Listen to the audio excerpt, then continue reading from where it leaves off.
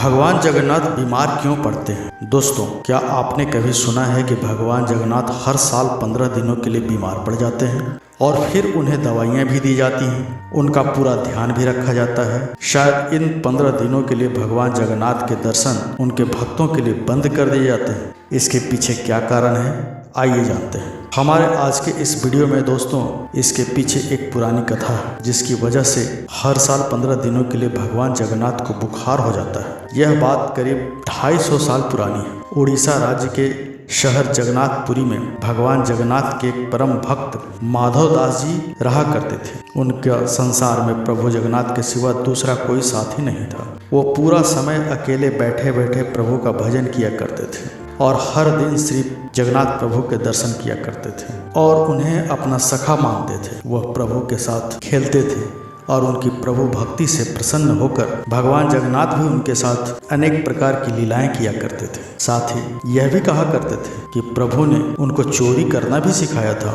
उन्होंने अपना पूरा जीवन प्रभु की श्रद्धा में समर्पित कर रखा था। एक बार की बात है, माधव दास जी को उल्टी, दस्त और तेज बुखार का रोग हो गया, जिसके कारण वह इतने दुर्बल हो गए कि उठकर बैठ भी नहीं पा रहे थे। लेकिन अपनी इस हालात में भी वह अपने प्रभु की सेवा करना नहीं छोड़ पा रहे थे और बिना किसी की मदद के वह अपने कार्य को रोज किया करते थे। उन्हें कोई कहे कि महाराज जी, हम कर देते हैं आपकी सेवा, तो वो कहा करते थे कि नहीं, मेरे तो केवल एक जगन्नाथ जी ही हैं, वो ही मेरी रक्षा करेंगे, और अपनी प्रभु भक्ति में लीन हो जाया करते थे, जिसके कारण उनकी दशा दिन प्रतिदिन बिगड़ती जा रही थी। उनकी बिगड़ी दशा प्रभु जगन्नाथ से देखी नहीं गई और उनकी सेवा करने के लिए प्रभु सेवक बनकर उनके घर पहुंच गए और माधव दास जी को कहा कि हम आपकी सेवा करते हैं। अपने बढ़ते रोग के कारण माधव दास जी को यह आभास नहीं हुआ कि उनके सामने कौन खड़ा है। वह उस व्यक्ति को ना कहते हैं,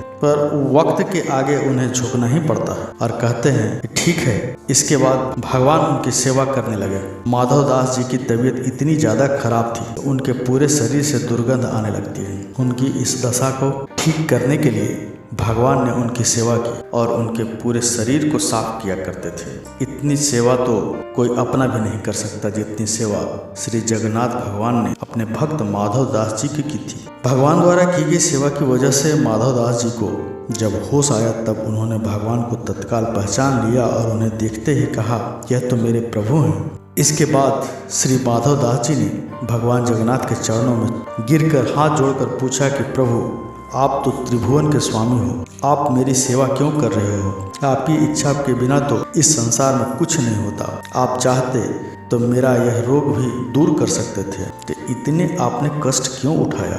भगवान माधव जी के पूछे गए सवालों का जवाब देते हुए भगवान जगन्नाथ ने कहा, जब मेरा कोई भक्त किसी भी तरह की समस्या से घिरा हुआ हो तो मुझसे देखा नहीं जाता। मैं तुरंत उसकी सहायता करने के लिए पहुंच जाता हूँ। मैं चाहकर भी उसकी वो परेशानी को खत्म नहीं कर सकता, क्योंकि वो तो विधि का विधान है और विधि के विधान के आगे कोई भी शक्ति कुछ नहीं कर सकती। उन सबको मानना ही पड़ता है। इसके साथ भगवान जगन्नाथ माधव जी से कहा कि तुम जो ये रोग से परेशान थे, उसके पीछे का कारण तुम्हारे बीते जन्म के कर्म फल हैं और कर्म फल की बरसात से ही आपकी नियति में यह समस्या आई है। नियति को तो मैं नहीं बदल सकता, लेकिन तुम्हारी सेवा करके तुम्हें ठीक करने का प्रयास अवश्य कर सकता हूँ। इस कारण मैं एक सेवक के रूप में धारण कर तुम्हारे पास आया हूँ। इसके साथ ही भगवान जगन्नाथ ने माधव जी से कहा, अभी तुम्हारे कर्म फल के 15 दिन के कष्ट अभी बचे हुए हैं, जिन्हें दूर करने के लिए मुझे तुम्हारी सेवा करनी होगी। लेकिन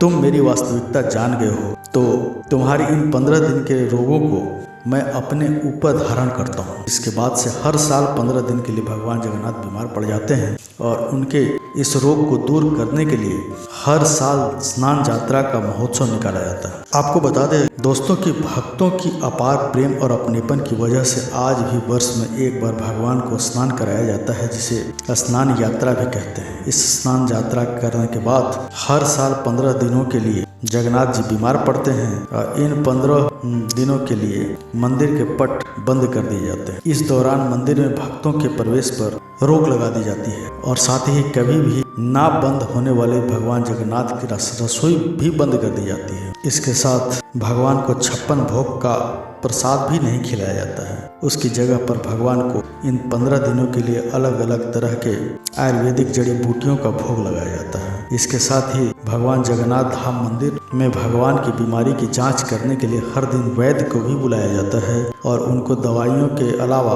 फलों का रस भी दिया जाता है। वहीं उनके बुखार को कम करने के लिए रोज शीतल लेप भी लगाया जाता है। वहीं दोस्तों, जब तक भगवान का रोग दूर नहीं होता, मंदिर के पट को ही बंद करके रखा जाता है और उनकी सेवा की जाती है ताकि वे जल्दी ठीक हो जाए। जिस दिन से वो पूरी तरह से ठीक हो जाते हैं उस दिन से जगन्नाथ यात्रा निकाला जाता है, जिसके दर्शन प्राप्त करने के लिए लाखों भक्त जगन्नाथपुरी में आते हैं, रथ यात्रा का आनंद लेते हैं। तो मित्रों, हमारा यह प्रयास आपको कैसा लगा कमेंट करके जरूर बताएं। वीडियो को लाइक कर दें, चैनल को सब्सक्राइब करके बेल आइकन दबाना ना भूलें ताकि वीडियो संबंधित नोटिफिकेशन आपको हमेशा मिलती रहे। धन्यवाद।